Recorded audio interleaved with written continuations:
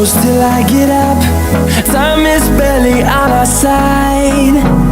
Grigorij Ivanović Maksimov, rođen 10. siječnja 1861. u kozačkoj obitelji u Rusiji, bio je ugledni crkveni dostojanstvenik Ruske pravoslavne crkve. Nakon obrazovanja na Kijevskoj duhovnoj akademiji, postao je svećenik 1887. a monah 1909. godine. Godine 1910. imenovan je episkopom Donske eparhije, a kasnije i arhiepiskopom Jekaterinoslava, tijekom Prvog svjetskog rata. Kasnije je postao poglavar obnovljene Hrvatske pravoslavne crkve, HPC, koja je dobila priznanja od Bugarske i Rumunjske pravoslavne crkve. Germogen je u srpnju 1942. dobio kanonsko priznanje Karigradskog patrijarha.